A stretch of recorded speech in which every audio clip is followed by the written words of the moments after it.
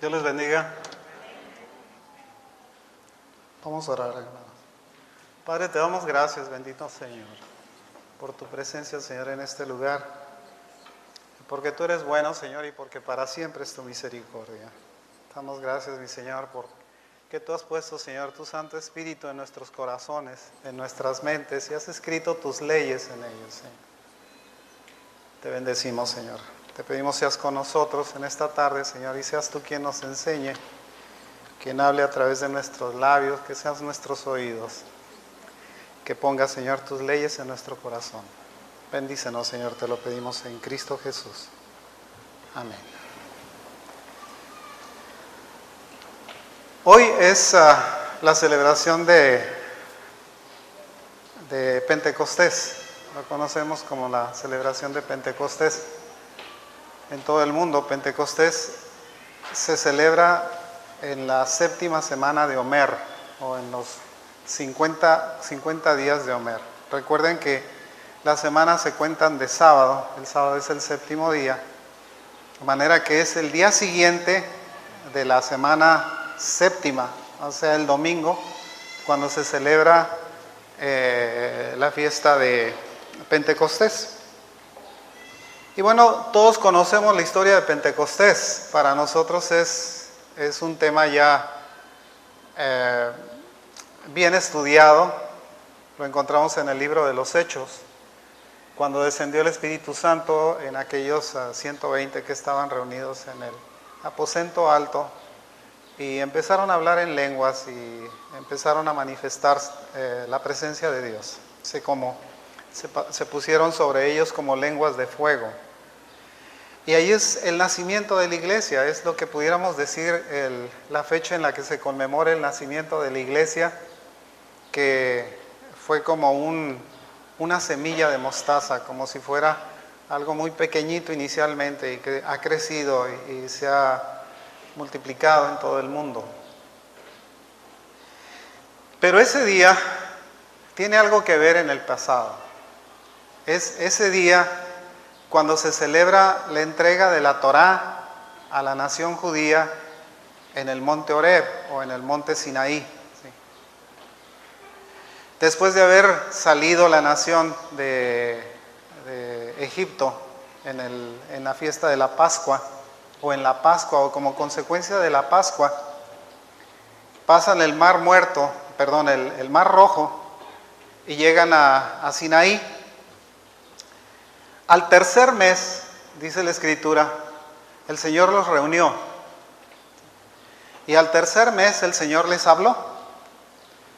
Ahora, quienes han estudiado la Escritura creen que fueron 3 millones de gente, incluyendo hombres, mujeres, niños, ancianos, todos los que habían salido de Egipto a ese éxodo o a esa salida, digamos, hacia la tierra prometida. En Egipto se había gestado una nación que el Señor había libertado a través de su mano poderosa, dice la Escritura, y mostró, digamos, esa mano poderosa en todos los actos milagrosos que ocurren durante ese tiempo. Y lo vemos saliendo a esta nación y tiene esta fiesta, digamos, significados de cosecha. Recordarán que en la cosecha de la fiesta de la Pascua aparecen los primeros retoños o frutos de la siembra, ¿sí?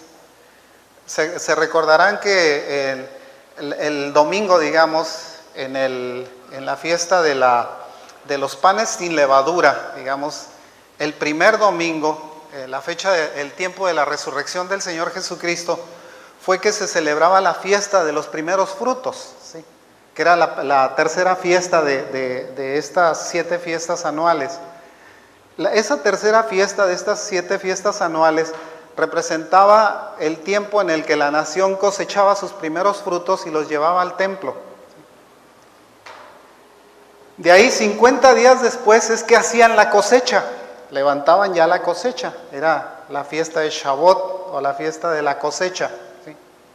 Ahora, curiosamente esta fiesta de la cosecha es muy distinta de las otras 2 fiestas. En la fiesta de Pascua, pues tenemos nosotros la fiesta sin levadura, recordamos la muerte del Señor Jesucristo, entre los judíos existe una celebración especial porque para ellos hay un sacrificio de cordero, ellos tienen una cena pascual, etcétera. Hay una serie de acontecimientos que ocurren durante ese tiempo. En la siguiente fiesta, que es la fiesta de Sukkot, o es la fiesta de las enramadas, le llamamos, ¿sí? O la fiesta de los tabernáculos. Ahí recordarán que el año pasado pusimos nosotros aquí una suca, ¿sí?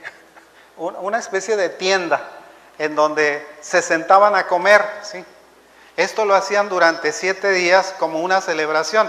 Tenía una representación física, la suca como una representación física, también la fiesta de Pesach o la fiesta de la Pascua.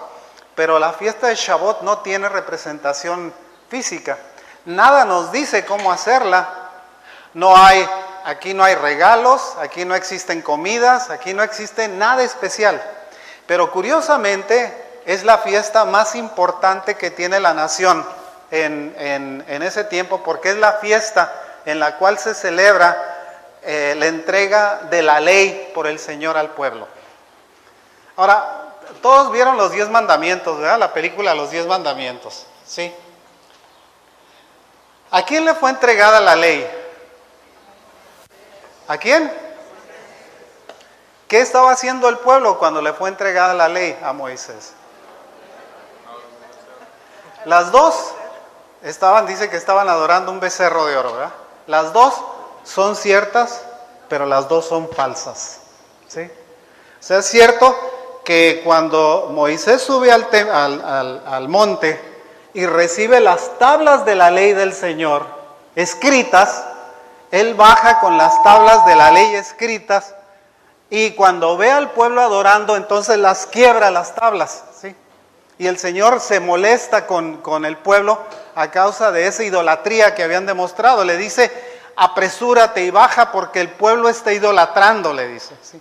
Recordarán que le habían pedido a Aarón que hiciera un becerro de oro y dice, pues me dieron los zarcillos y pues yo los eché en el fuego y pues salió un becerro, ¿sí? Como diciendo, ya yo no tuve la culpa.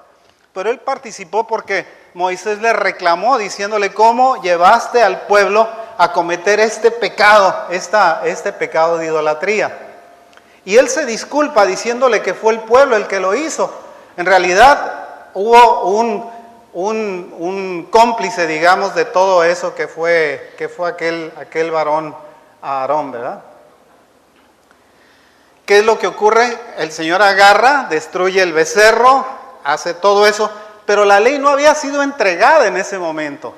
Si ustedes leen el libro de Éxodo y se van al libro de Deuteronomio y encuentran y empiezan a explorar qué fue lo que pasó verdaderamente, se van a dar cuenta de que los 10 mandamientos es una información falsa que le fue dada al pueblo. Y la gente se la cree como si fuera cierta. Le voy a decir lo que pasó. Cuando ellos llegan a Sinaí, el Señor le dice a Moisés, reúne al pueblo, porque voy a hablar a ellos, ¿sí? Y el Señor empieza a decirle, no tendrás dioses ajenos delante de mí. Y la gente lo empieza a escuchar. No te harás imagen de lo que esté en el cielo, ni abajo en la tierra, ni debajo de las aguas, ni te inclinarás a ellas, ni las honrarás, porque yo soy Jehová, tu Dios fuerte, celoso, que visito la maldad de los padres sobre los hijos, hasta la 3ª y 4ª generación, y hago misericordia a millares a aquellos que guardan mis mandamientos. Y la gente lo está escuchando. El Señor dice, o la palabra de Dios dice que ellos no estaban viendo ninguna imagen. No veían a nadie. Había una columna de fuego de donde estaban oyendo la voz que les estaba hablando y dándoles la ley a toda la nación. No se las dio en formas de tablas. Eso ocurrió después. Después el Señor le dice a Moisés, Moisés, sube al monte, porque voy a escribir la ley en tablas y te la voy a dar para que se la des al pueblo. Eso ocurrió después.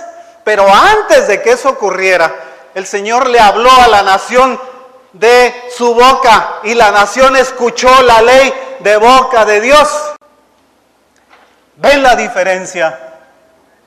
No fue que el Señor le haya hablado a una persona y le haya dado luego la ley, esa persona a los demás. Fue que el Señor mismo les dio la ley con sus labios, con su voz, con la potencia de su voz, diciéndoles, la ley es esta, esto es lo que van a hacer. Hagan de cuenta que en ese momento el Señor les está dando la constitución de la nación, la forma en la que la nación se tenía que regir, la manera en la que tenían que celebrar sus fiestas, la forma en la que tenían que hacer sus condiciones morales. Tenían que conservarse en un monoteísmo, en lealtad, en misericordia.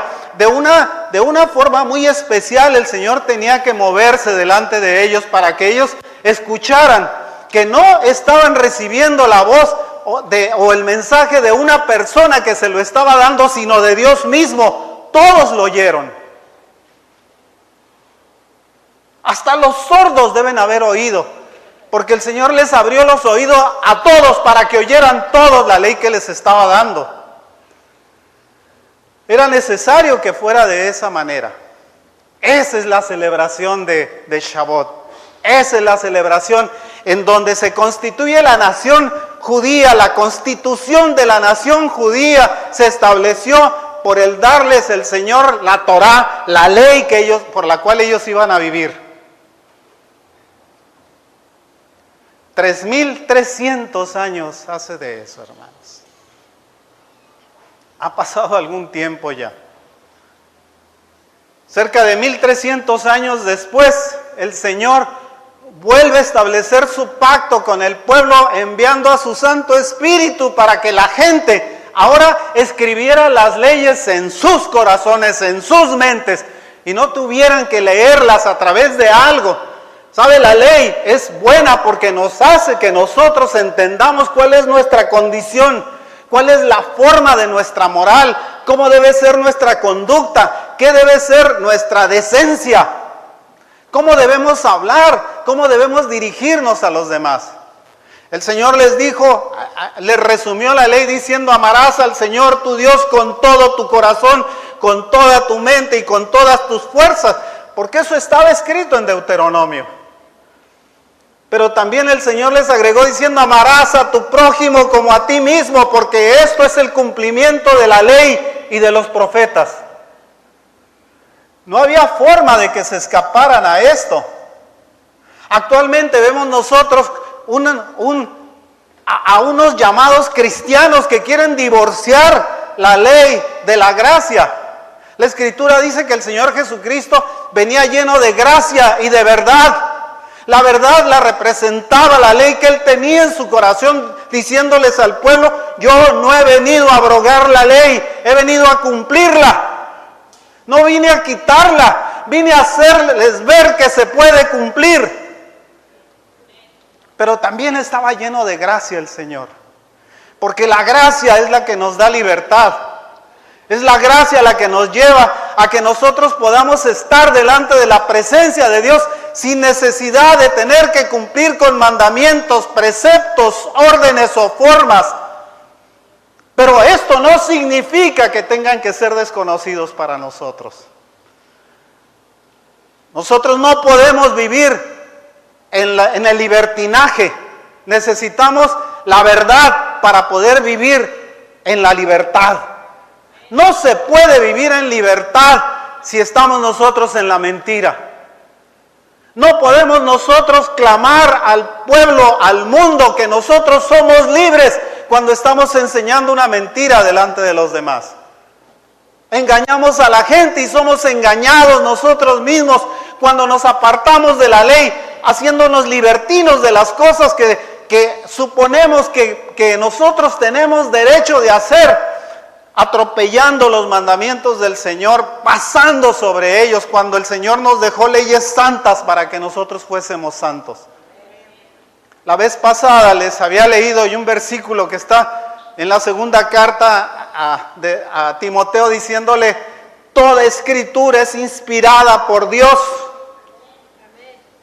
y es útil para enseñar, para redarguir, para corregir, para instruir en justicia, a fin de que el hombre de Dios sea perfecto, enteramente preparado a toda buena obra, dice. no nos dice que nosotros tenemos que vivir solamente por la gracia. Nos dice que nosotros tenemos que estar apegados a la ley. Santiago escribía muy bien diciendo, muéstrame tu fe sin obras y yo te mostraré mi fe por las obras que hago. Esto no significaba que nosotros pudiésemos recibir salvación o estar en condiciones de agrado delante de Dios por las obras que hacíamos.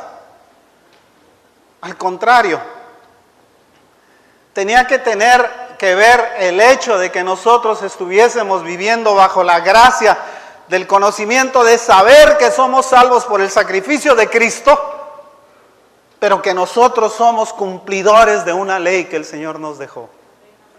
Esto era lo que el Señor les había dejado a la nación. Lo demás son películas, son cuentos. A veces nosotros preferimos ver una película que nos dé la historia verdadera en lugar de agarrar y leer qué fue lo que pasó. Como tarea se ponen a leer el libro de Éxodo para que sepan qué fue lo que pasó. Cuando el Señor le habló en el capítulo 20, el Señor le da a la nación los 10 mandamientos. Después empieza a darles las leyes de sanidad, las leyes de justicia, la forma en la que los sacerdotes tenían que ser. Y fue hasta después de que ocurren todas estas cosas que el Señor le dice a Moisés, sube al monte y yo te daré las tablas escritas por mi mano. Cuando Moisés baja y encuentra a aquellos idolatrando, quiebra las tablas. Establece el tabernáculo, que le llaman el tabernáculo de reunión, porque era la forma ahora en la cual el Señor se iba a dirigir a la nación solamente a través de él ahora. ¿Por qué? Porque el pueblo lo había desechado. Solamente una tribu estuvo dispuesta a no contaminarse con aquella idolatría, fue la tribu de Leví. Por eso el Señor le escogió para el sacerdocio. El Señor le dijo, por cuanto tú no te has contaminado, tú serás mi pueblo escogido, tú no tendrás heredad, tu heredad está en el cielo. Tú no tendrás tierras, tus tierras son las posesiones que el Señor te da en todo el mundo. El mundo es tuyo, Leví. Pero no tienes una tierra física.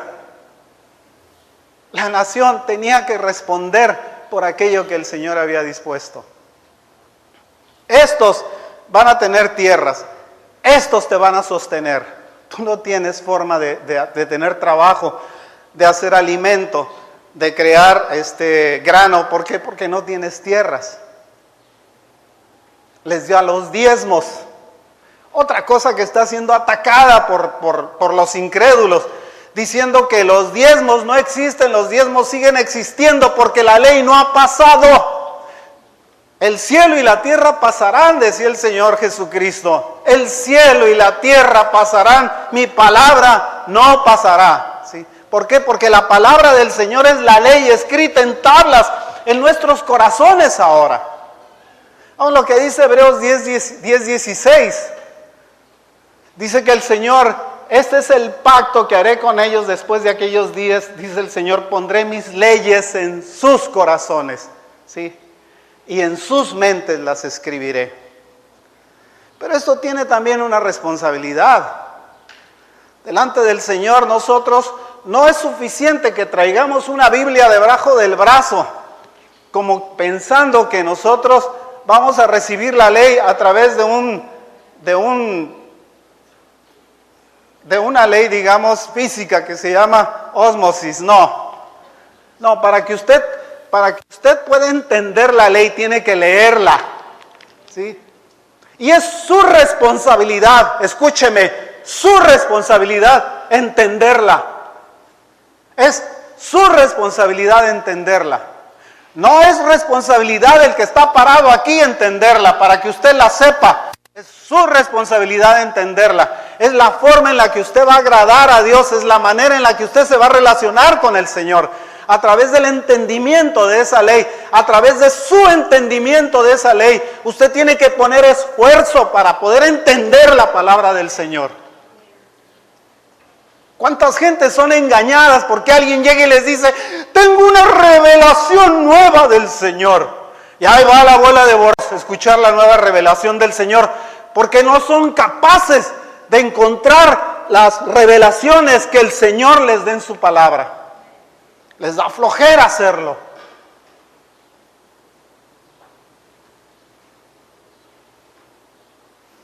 ¿Cómo creen que les habló el Señor a la nación? Hijitos míos, estas son las leyes que pongo para ustedes, por si las quieren cumplir, por si tienen ganas de llevarlas a cabo. Ahí se las dejo a su buena voluntad. No tendrás dioses ajenos delante de mí. Ahí si quieren, háganlas. Si no quieren hacerlo, no se preocupen. Siguen ustedes siendo pueblo de Dios, pueblo escogido de Dios. Siguen ustedes estando bajo la gracia del Señor. No fue eso lo que el Señor les dijo. De ninguna manera. No había forma de suavizar los ordenamientos del Señor, porque los ordenamientos estaban puestos a un pueblo que es rebelde y contradictor. Y en ese pueblo estamos nosotros, rebeldes y contradictores, haciendo nuestra voluntad, haciendo lo que se nos antoja, porque nos queremos brincar la ley del Señor. Y no se puede. No se puede hacer eso.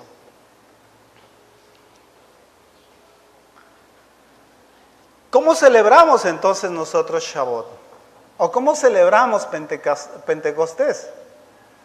Dentro de la nación judía la costumbre es que toda la noche, fíjense, toda la noche de anoche, en la nación judía se la pasó leyendo la Biblia. Perdón, el Antiguo Testamento. La noche de anoche fue una noche de lectura para la mayoría de la nación, los creyentes. Porque hay incrédulos también, hay ateos también, hay gentes que no le creen a Dios también. Hay gentes que les conviene creer a Dios, pero no creen lo que Dios dice. Les conviene creer porque saben que en el Señor hay una esperanza de salvación, pero no le creen a lo que el Señor les dice. Hay tantos cristianos así.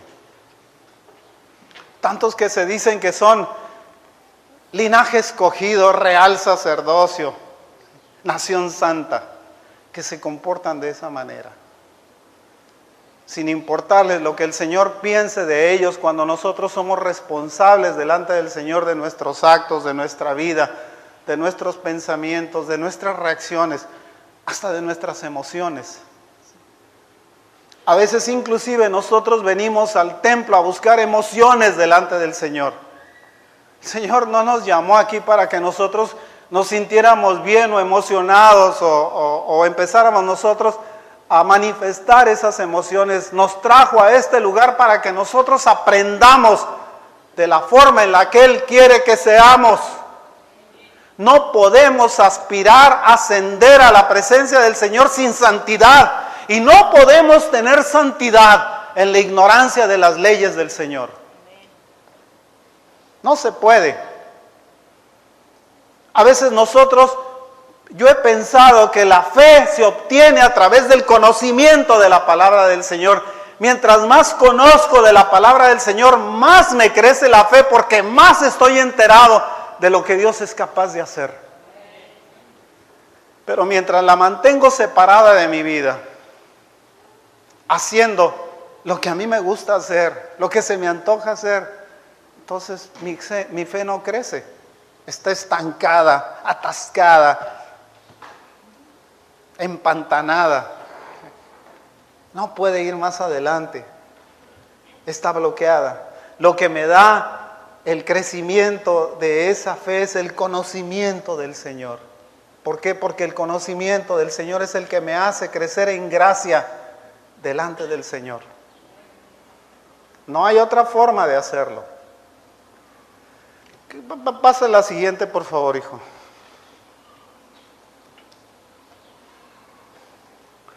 Deuteronomio, el anterior. ¿No hay anterior? ¿No está Deuteronomio 29:13? Dame esa, por favor, primero. Confirmarte hoy como su pueblo, dice. y para que Él te sea a ti por Dios, de la manera que Él te ha dicho, y como lo juró a tus padres, Abraham, Isaac y Jacob. Y no solamente con vosotros hago yo este pacto y este juramento, sino con los que están aquí presentes hoy con nosotros delante de Jehová nuestro Dios, y con los que no están aquí hoy con nosotros hizo ese pacto el Señor. Ese día el Señor le habló a la nación diciéndole: hoy estoy haciendo pacto con ustedes, que están aquí presentes, y con los que no están aquí también estoy haciendo ese pacto, porque nosotros somos esa descendencia, somos nosotros esa procedencia, esa imagen que el Señor se hizo de lo que vendría después, de quiénes íbamos a ser nosotros, en dónde íbamos a estar sentados, cuál iba a ser nuestra posición delante del Señor en esta vida. Él estaba haciendo la promesa y estaba dando sus palabras para que nosotros las escucháramos, porque nosotros estábamos siendo representados en ese lugar con los que no están hoy aquí con nosotros, les dijo. Se los estoy dando a todos. Las palabras están puestas para todos, no solamente para los que escuchaban ahí. En una ocasión un hermano me dijo: qué bienaventurados somos nosotros porque vivimos después de Cristo. Le dije: estás equivocado. La promesa de la salvación y la promesa de la presencia del Señor en la vida del pueblo empezó desde el principio. No fue limitada al nacimiento y muerte del Señor Jesucristo. De eso nosotros somos bienaventurados. Pero todos aquellos que creyeron en esa promesa recibieron también en el cumplimiento de esa promesa su salvación. ¿Por qué? Porque la ley nos fue dada a todos. A todos. Dame la anterior, hijo, por favor.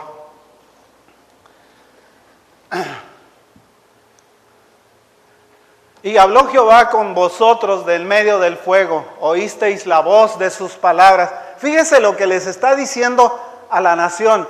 No les está diciendo: les bajé yo las tablas escritas para que ustedes las vieran, lo que el Señor me había dado. Eso no fue lo que dice la Escritura. La Escritura lo que está diciendo dice: oísteis la voz de sus palabras, mas a excepción de oír la voz, ninguna figura visteis. Lo único que estaban oyendo era la voz del Señor, como si el Señor se hubiera puesto unos megáfonos ahí, unos micrófonos enormes para que toda la nación oyera. Y para que nadie dijera: yo no escuché, a mí se me fueron las palabras, yo no estaba atento. Ustedes se imaginan que estamos nosotros en la presencia del Señor en una columna de fuego, y esa columna de fuego nos empieza a hablar diciéndome: estas son las leyes que vas a seguir.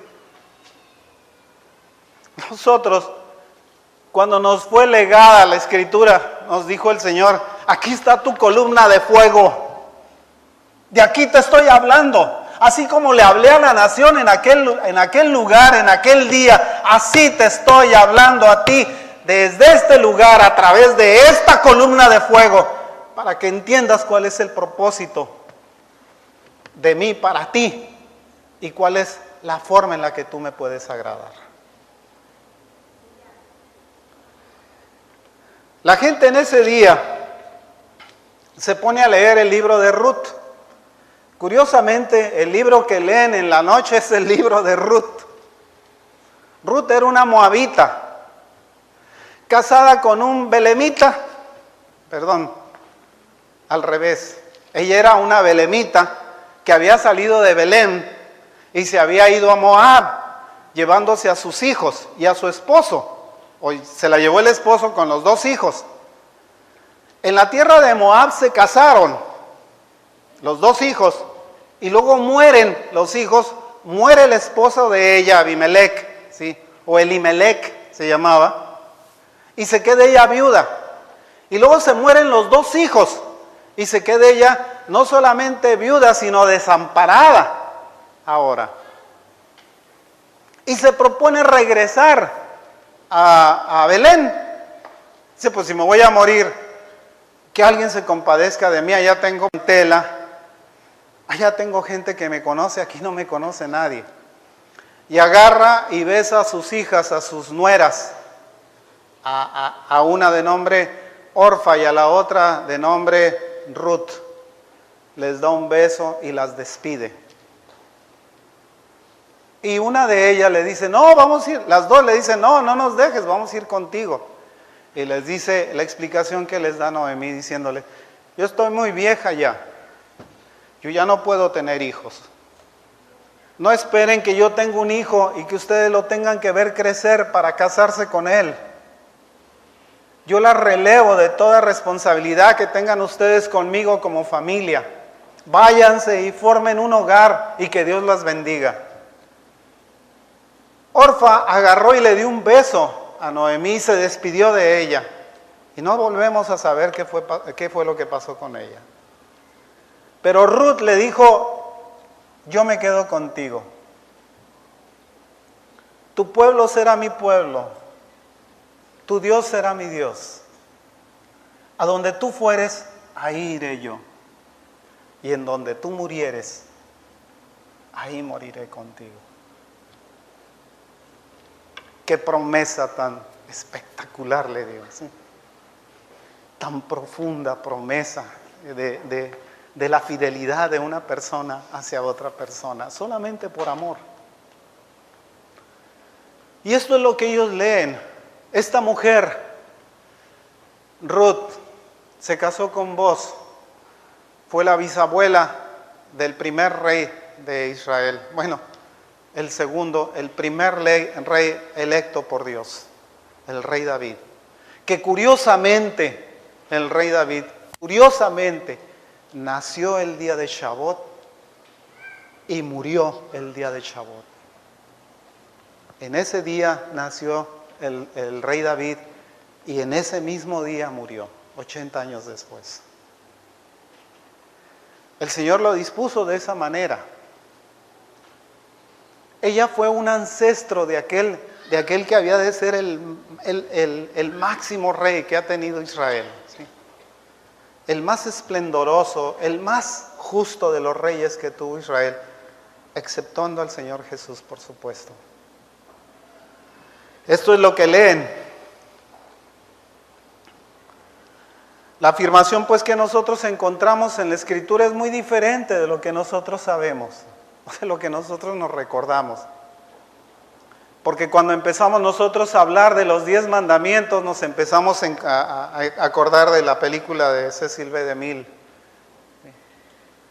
en donde sube Moisés al monte, baja Moisés del monte, los encuentra idolatrando y quiebra las tablas. Esto es cierto, pero pasó después.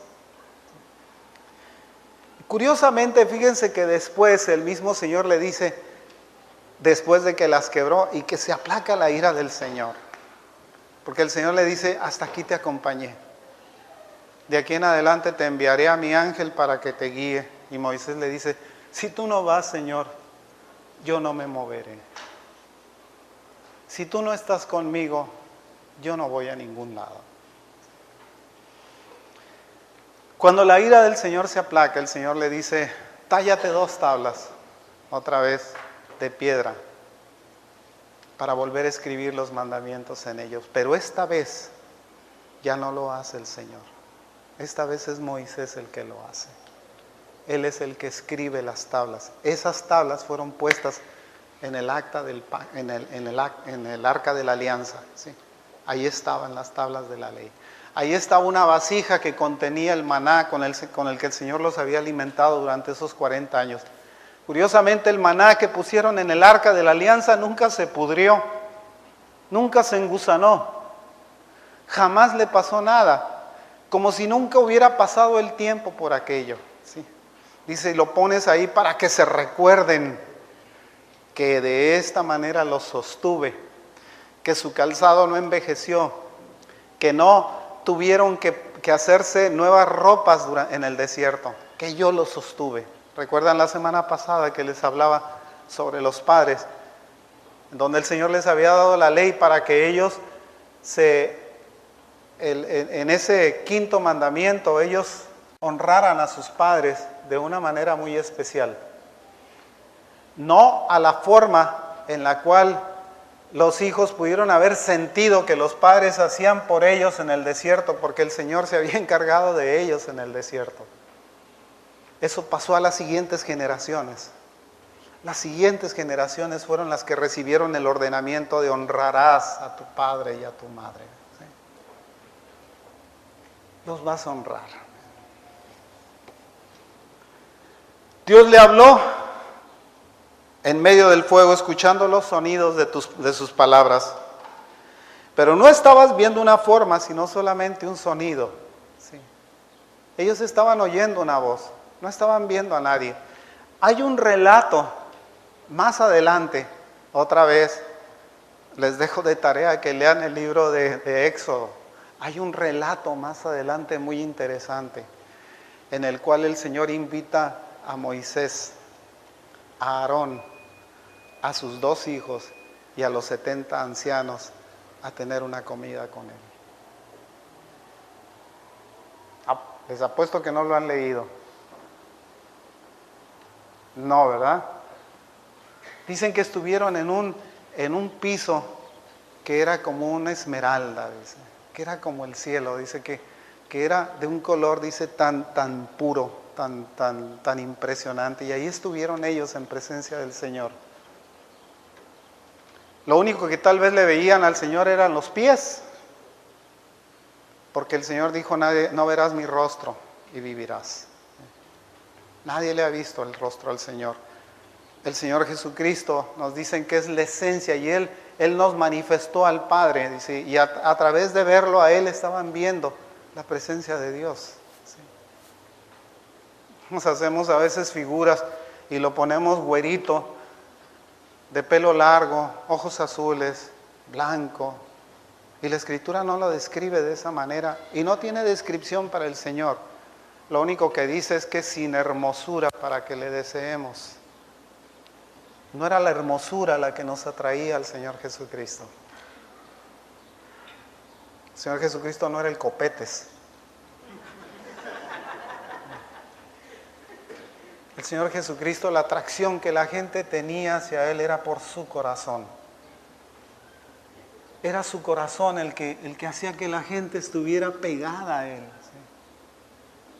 No era por lo alto, por lo bajo, por lo impresionante. Era porque se desprendía de Él una fuerza y una espiritualidad que nadie antes había tenido.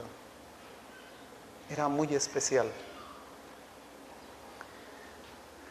Nadie lo había visto. Te has mostrado para saber que Dios, Él es el Supremo, no hay ninguno aparte de Él. Desde el cielo te dejó oír su voz para enseñarte y en la tierra Él te mostró a ti su gran fuego y tú escuchaste sus palabras de entre el fuego. ¿En dónde está pues la imagen de Moisés bajando con unas tablas de ley? El Señor se lo dijo a toda la nación. Todos lo escucharon. No hubo uno solo que no escuchara la voz del Señor. ¿Ven qué diferente es cuando estudiamos la Escritura? Nosotros a veces somos llevados por lo que vemos o por lo que nos dicen. Cuando nosotros estudiamos la Escritura, nosotros tenemos la verdad. Esto no fue lo que pasó. Lo que pasó fue como sigue y se lo pueden relatar porque la verdad ustedes la tienen. Aquí está, hermanos. Es cosa de escudriñarla. Es cosa de buscarle nada más. Quiero que me pasen la siguiente. También la fiesta de la siega, los primeros frutos de tus labores que hubieres sembrado en el campo, y la fiesta de la cosecha a la salida del año, cuando hayas recogido los frutos de tus labores del campo. Esas 3 fiestas eran fiestas de cosecha. Por un lado, la fiesta de los primeros frutos. La segunda fiesta era la fiesta de Pentecostés, en donde se levantaba la cosecha. Y la tercera fiesta era la fiesta de Sucot, en donde se acumulaba la cosecha. Se ponía en silos, o se ponía en sucas, o se ponía en un lugar en donde conservar la cosecha. En el tiempo en el que el Señor le dio la ley a la nación, pasaron 26 generaciones, hermanos, desde la creación de Adán hasta la entrega de la ley pasaron 26 generaciones. Les voy a decir con qué tiene similitud eso, para que vean que Dios no se equivoca. Cuando nosotros vemos lo que se llama el tetragramatón, o sea, el nombre de Dios, Yahvé, Yao, Bau, Jehová, me parece que es así, de donde sacaron el nombre Jehová. ¿Sí? Esas 4 letras, cada una de ellas tiene una asignación numérica. ¿Sí? Hay un 6, hay un 10 y hay 2 5. Súmenlos. 26, precisamente. Fueron las generaciones que pasaron antes de que el Señor les entregara la ley a través de sus labios y en tablas. 26 generaciones. Esto tenía un significado. Antes de la entrega de la ley, la creación misma dependía de Dios. Dios era el supremo, el creador, el hacedor de todas las cosas. Toda la creación dependía de Él. Cuando el Señor le entrega la ley al pueblo, cuando el Señor le da la ley a la nación, el Señor no le da la ley para que ellos sencillamente la tuvieran como una forma de lectura, sino como una forma de responsabilidad. ¿Sí? Ahora ya no dependía de Dios la creación. El Señor le había dado la ley al hombre para que el hombre tuviera responsabilidad y se hiciera responsable también de la aplicación de aquella ley. ¿Sí? Antes no la tenían. Curiosamente, el diezmo es antes de la aplicación de esa ley, fíjense. Porque si ustedes otra vez vuelven a leer la historia, ven que Abraham le entregó los diezmos a Melquisedec. Y que cada uno de los hijos y nietos de él entregaron los diezmos también, ¿sí? Porque era una ley que estaba siendo escrita desde el principio. Después se reafirma la ley en la ley misma, ¿sí? Pero es una ley anciana, antigua, muy vieja. No nos vino porque nos vino la ley con ella, nos vino porque desde antes había sido establecida, desde generaciones antes. Curioso, desde generaciones antes no estaba sujeta pues a los cambios, y las generaciones que vinieron después en el nacimiento y muerte del Señor Jesucristo seguían sujetas a esa misma ley, no estaban exentos de la aplicación o de la formación de esa ley como ahora algunos lo están diciendo. No cambió la ley, siguió siendo igual, semejante. Y la ley no tenía el propósito de enriquecer a algunos por lo menos. Tenía el propósito de bendecir a quien era obediente. A todos aquellos que son obedientes, con lo que le entregan al Señor, el Señor los bendice. Los bendice, hermanos. Yo tengo muchos años diezmando. Muchos años. El Señor nunca me ha dejado. Nunca me ha abandonado. Económicamente nunca he pasado necesidades. He estado estrecho, pero no en necesidad. He estado apretado, pero nunca he estado en necesidad. Y se cumple una ley que el Señor dice: no he visto justo desamparado, ni su simiente que mendigue pan. Joven fui, dice, y he envejecido, y nunca he visto justo desamparado, ni su simiente que mendigue pan. ¿Sí? Porque esta es una promesa que el Señor nos dejó. Él nos habló, pues, a través de la ley, a través de esta entrega que nos hizo, digamos, en ese lugar, en ese tiempo. Esa ley no le fue dada a los patriarcas. Ustedes no vieron que el Señor le entregó la ley a Abraham o a Isaac o a Jacob. no se las entregó a ellos. A las generaciones que vienen después de ellos no les entregó la ley el Señor. Se le entregó a la nación. Una vez constituida la nación fue que le dio la ley, porque le dio la constitución de la nación.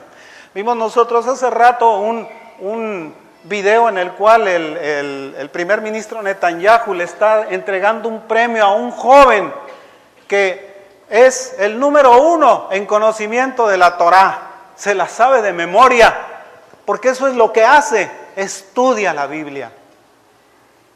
Y él se la puede dar, recitar de memoria, sin necesidad de acordeones ni nada de eso, la puede decir de sus palabras. Esto fue lo que premió. ¿Cuándo nos han premiado en este país por saber la constitución de este país?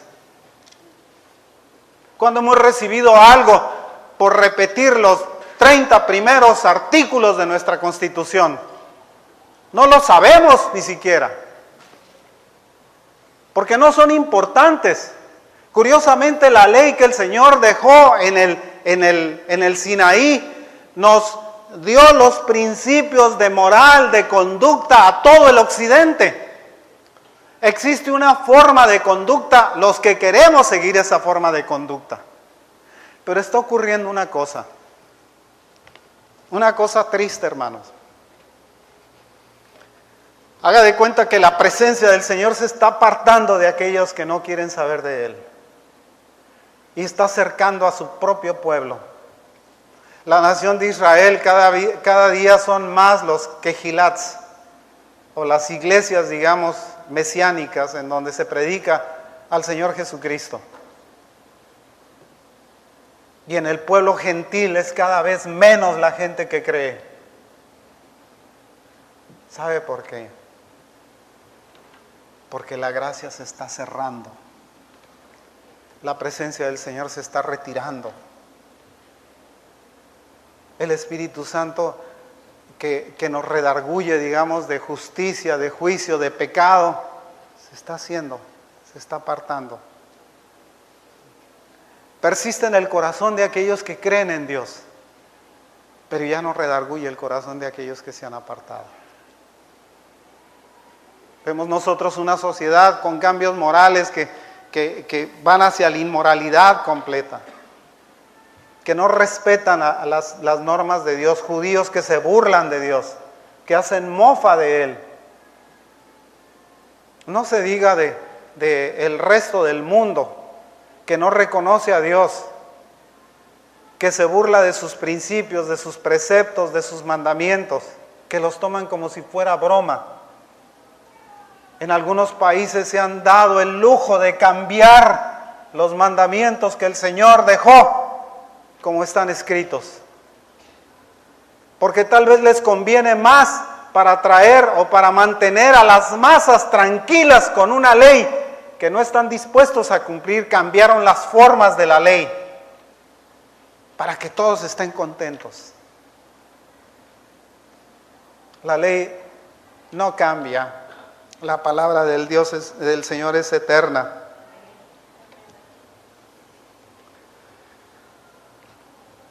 Históricamente, vamos a poner de esa manera, la fiesta de Pascua celebra la formación de la nación judía, la formación nuestra.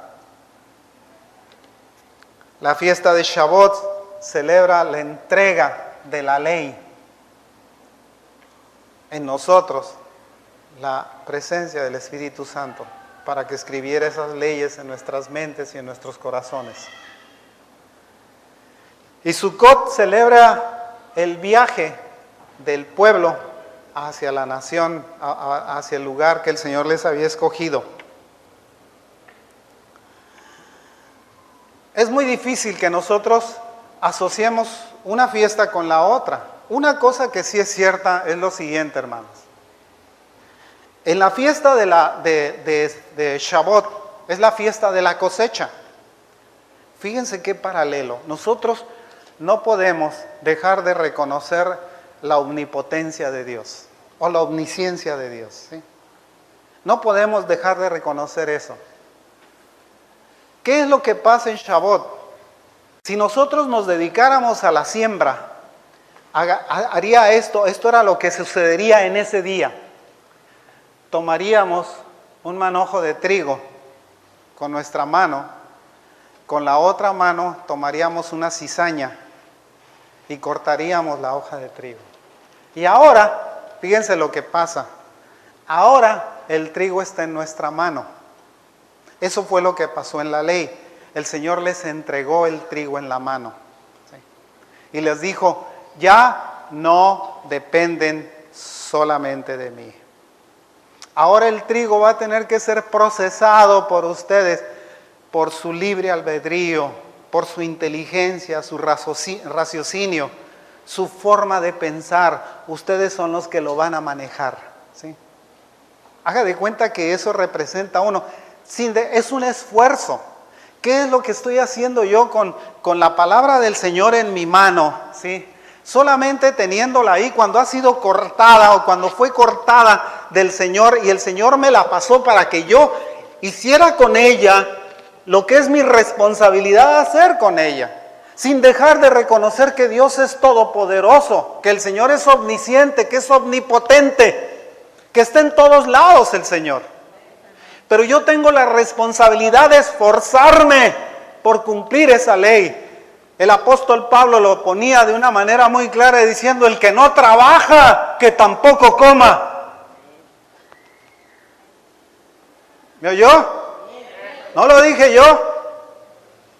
Lo dijo el Espíritu Santo a través de la boca de un profeta, el que no trabaja, que tampoco coma. Es igual cuando ellos ponían la mano en la siembra. Decían, Señor, hasta este momento, hasta hoy, Señor, has tenido tú el control del crecimiento de esta semilla. Tú la has hecho germinar, Señor. Tú la pusiste en nuestras manos para que de aquí en adelante seamos nosotros los que por nuestra inteligencia y raciocinio la cortemos, la tamicemos, la aventemos, Señor, le quitemos el polvo, le quitemos el grano, le quitemos la cáscara, la pongamos en molienda y saquemos pan de ella. Eso es lo que representa ese día de la entrega de la Escritura o de la entrega de la palabra del Señor para nosotros.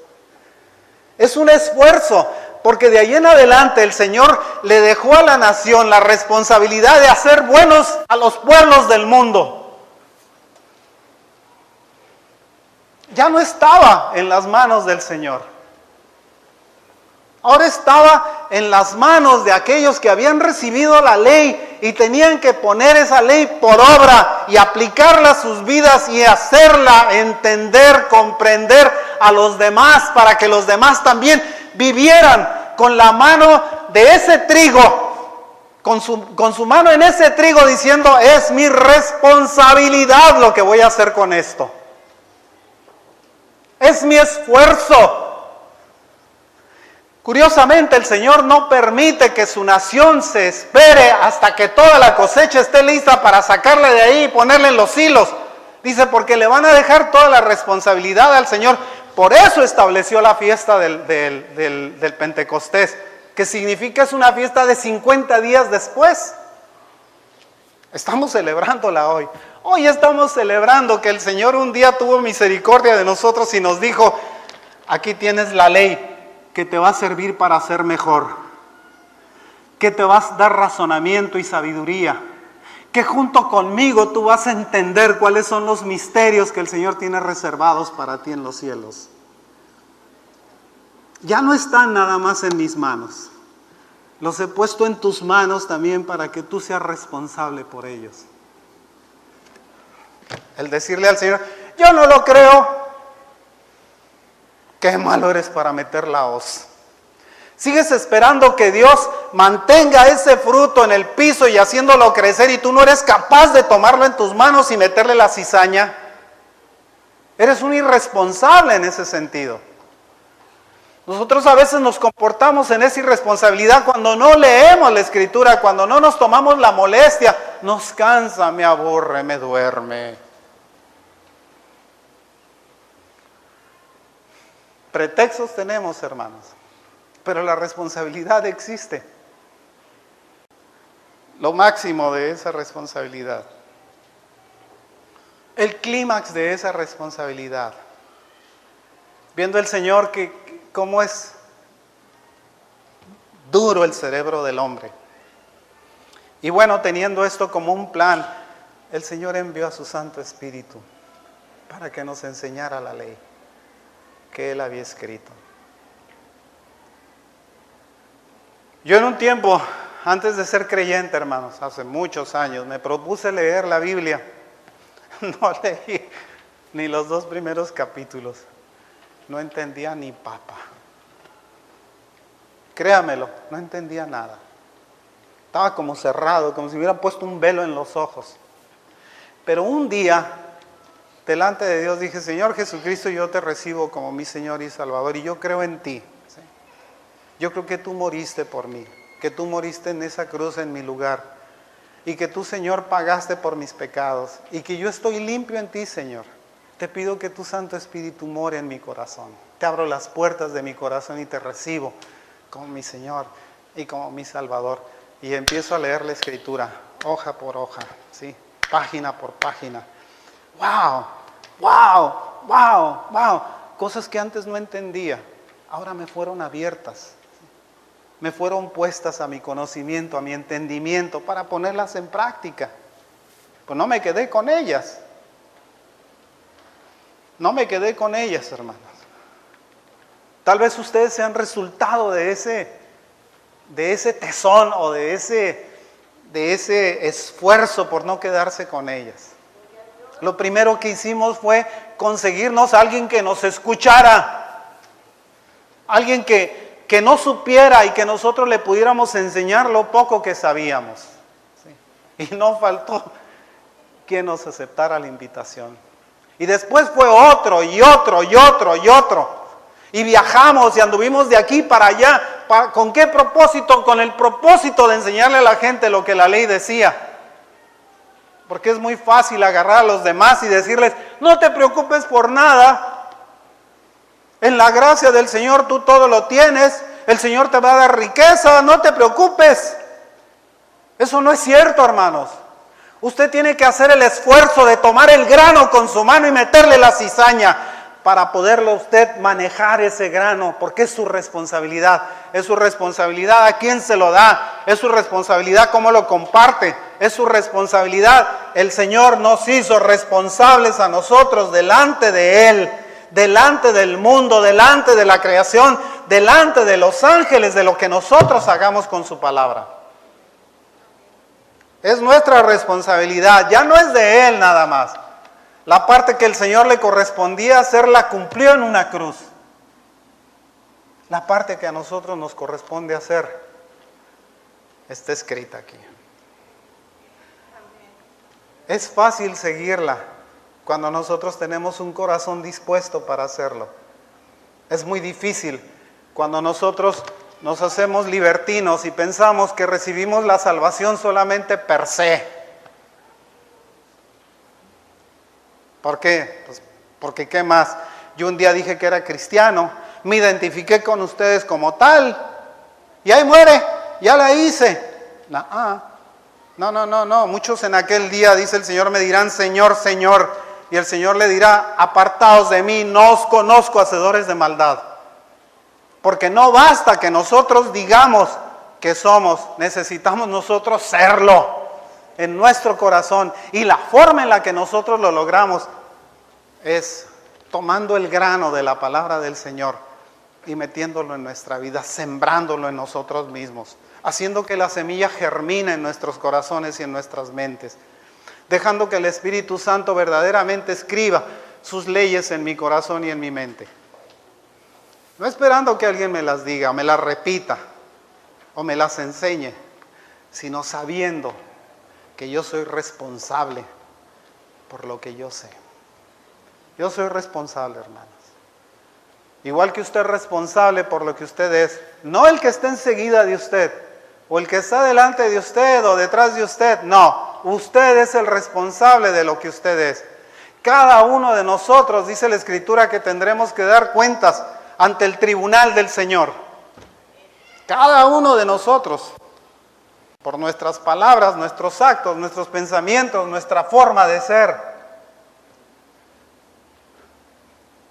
tal vez nosotros recibamos las palabras de piedad del Señor, de decir que no somos inculpados de nada, como dice el libro de Hebreos. Dice que nosotros hemos recibido la redención, que la ley ha sido escrita, que el Señor se sentó a la diestra del Padre y que murió por nuestros pecados y que nosotros en Él somos justificados. Pero lo somos cuando, en tanto la ley está en nuestros corazones, en tanto que la palabra del Señor habite verdaderamente en nuestros corazones. Es nuestra responsabilidad, pues, hermanos, el tomar la Escritura y hacerla como parte de nuestra vida misma, como si fuera algo como el pan que nosotros comemos cada día, que tuviéramos hambre de la palabra de Dios. ¿Sí? Esta es la magnífica fiesta del Pentecostés, hermanos. La fiesta en la cual el Señor le transmite a la nación su palabra y en la cual no solamente le transmite al Señor su palabra, sino también le agrega la presencia de su Santo Espíritu para que su palabra pueda ser leída, pueda ser entendida, pueda ser puesta en práctica. El Señor nos ha dado parte de su sabiduría, o ser parte de su sabiduría. ¿Sí? Nosotros completamos o nosotros somos una parte de la sabiduría de Dios. No es que el Señor no la tenga toda, pero nos ha permitido que nosotros seamos partícipes de ella. ¿Sí? Mientras más conocemos de la Escritura, más es nuestra sabiduría. Mejor la podemos aplicar, mejor podemos vivir por ella. Ya no es el correr desesperados buscando al amigo que nos ayude cuando estamos en un problema, sino recurriendo al Señor, al único que nos puede ayudar y que sabe que nosotros lo podemos necesitar. El Señor es mexicano. ¿Sabe por qué? Porque el Señor hace las cosas en el último momento. Como nosotros cuando sacamos placas. Somos los últimos en ir. Tenemos que pagar los impuestos y somos los últimos en pagarlos. Se nos vencen las cosas y en el último día estamos tratando de cumplirlo. Cuando hemos tenido todo el tiempo para hacerlo. Celebremos pues esta fiesta con el Espíritu con el cual fue dada, ¿sí? Para que nosotros entendamos que es por la palabra de Dios que este mundo subsiste y que nosotros somos parte de ello. ¿Sí? Que el Señor les bendiga y les llene de ricas bendiciones sus corazones. El Señor los guarda.